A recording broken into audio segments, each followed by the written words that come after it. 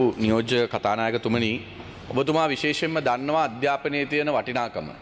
ඔබතුමා වෛද්‍යවරයෙක් හැටියට මේ රටේ සුවහසක් රෝගීන් සුව කරපු වෛද්‍යවරයෙක් හැටියට ඔබ දන්නවා මේ රටේ අපේ දෙමව්පියන්ට තමන්ගේ දරුවන්ට දෙන්න පුළුවන් ඉහළම වස්තුව තමයි හොඳ අධ්‍යාපනය.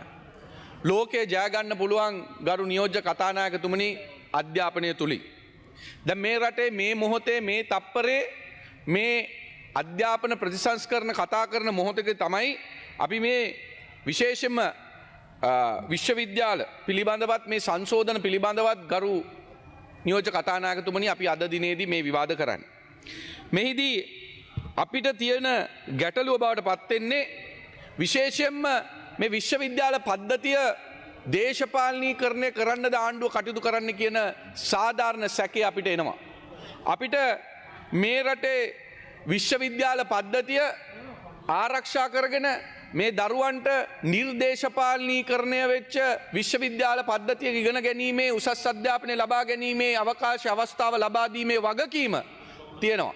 එහෙම තියෙද්දී මේ ආණ්ඩුව අද මොකද්ද කරන්න යන්නේ කියන සාධාරණ සැකේනවා. දැන් මේ පීඨාධිපති පත් කිරීම, අංශාධිපති පත් කිරීම, පීඨාධිපති අංශාධිපති ඉවත් කිරීම සහ කාල සීමා පනවීම යන සියලුම කාරණා මේ පාලක සභාවටත් ඒ වගේම විශ්වවිද්‍යාලයේ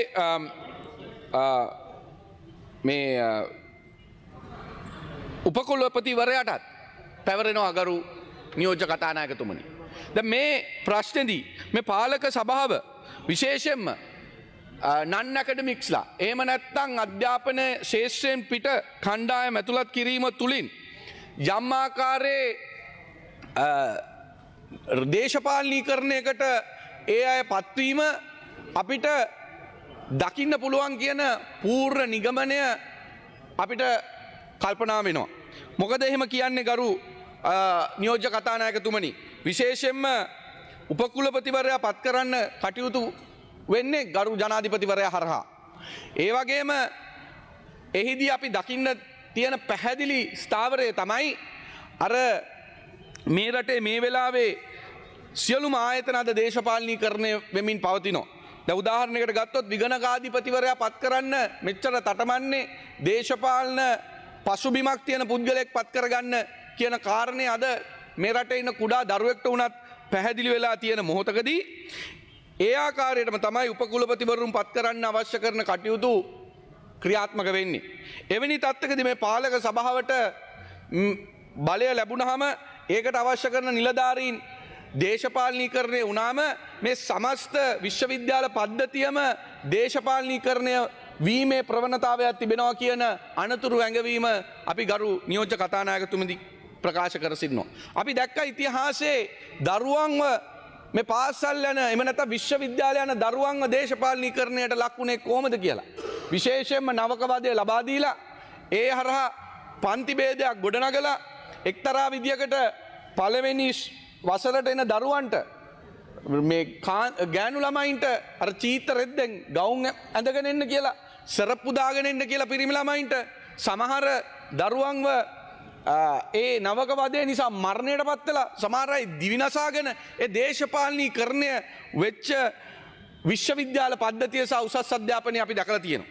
ඒ නිසා ගරු සභාපතිතුමනි නියෝජ්‍ය කතානායකතුමනි අපි ඒකයි කියන්නේ මේ ආණ්ඩුව පැමිණීමත් එක්ක මේ රටේ සමස්ත යාන්ත්‍රණයම දේශපාලනීකරණය කිරීමේ ක්‍රියාවලියක නියැලෙනවා අපි දැක්කා. ඒ එක්තරා විදියකට ජාතික අධ්‍යාපන කොමිසම සමාජිකයන් 12ක් ඉන්න ඕන මේකෙන් 8 දෙනෙක්ම දේශපාලන පත්වීම් කියන චෝදනාව අද පැහැදිලිව තියෙනවා ගරු නියෝජ්‍ය කතානායකතුමනි. ඒ වගේම අධ්‍යාපන ජාතික අධ්‍යාපන ආයතනය අද බිඳුවට වැටලා තියෙනවා.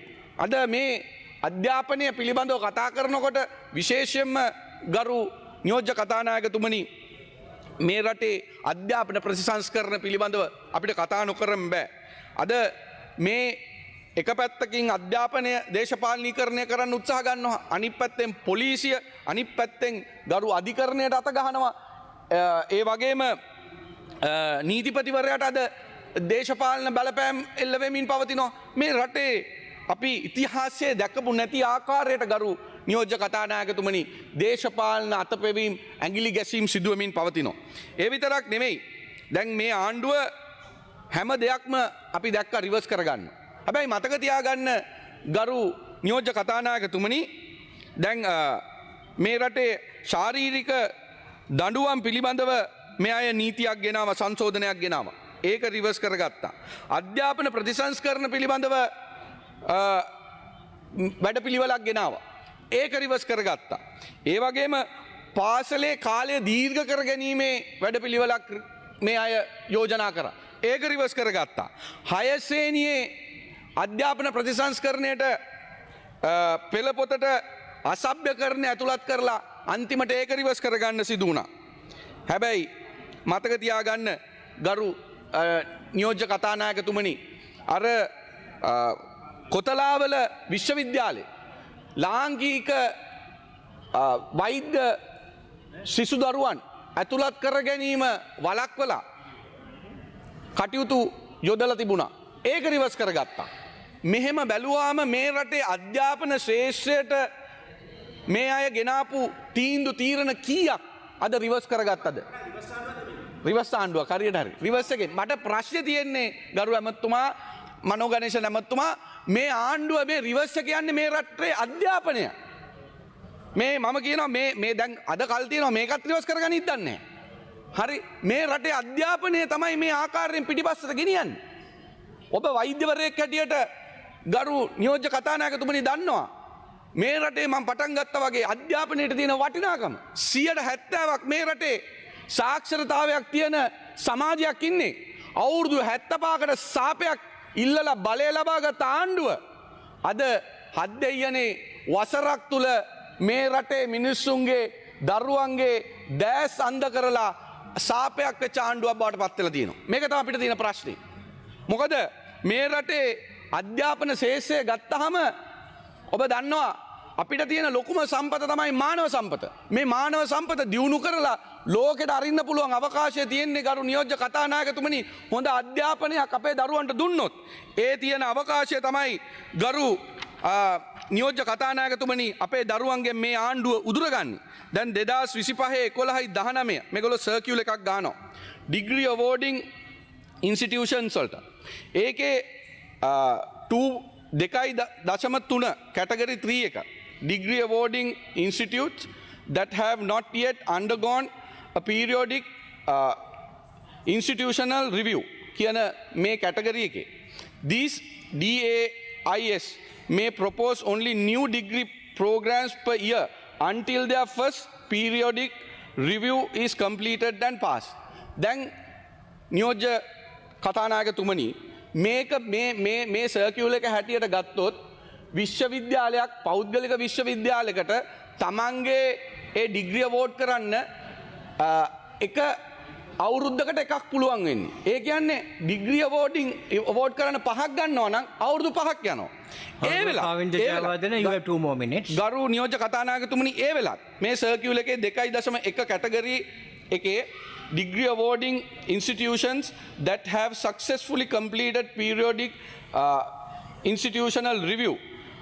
A category is this category are eligible for recognition of upon 2 new degrees programs per year. එතකොට එහෙම පාස් වෙච්ච යුනිවර්සිටිස් වලටත් අවුරුද්දකට 2යි දෙන්නේ. එතකොට ගරු නියෝජ්‍ය කතානායකතුමනි ඒක යට ඒගොල්ලෝ එක්ස්ක්ලූඩ් කරලා තියෙනවා science technology engineering and mathematics. ඒතකොට අනිත් ඒවාට මොකද වෙන්නේ? මේ රටේ හැම දරුවෙකුටම රාජ්‍ය විශ්වවිද්‍යාලයකට යන්න බෑ ගරු නියෝජ්‍ය කතානායකතුමනි.